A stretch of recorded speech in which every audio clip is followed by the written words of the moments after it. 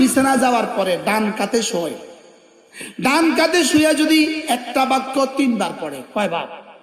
আল্লাহর নবী বলেন আল্লাহ তাআলা তার গুনাহগুলোকে মাফ করে দিবে।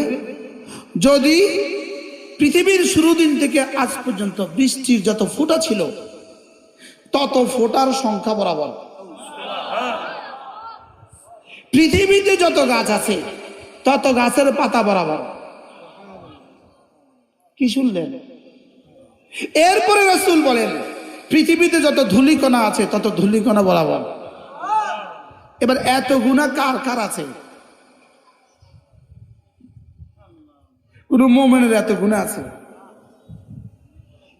তাহলে এই বাক্যটা যদি আপনি পড়েন ডান কাতে শুয়ে, বলবো বাক্যটা বলবো, আস্তাগফিরুল্লাহাল্লাযী লা ইলাহা ইল্লা হুয়াল হাইয়ুল কাইয়্যুম ওয়া আতুবু ইলাইহি লা হাওলা ওয়ালা কুওয়াতা ইল্লা বিল্লাহ।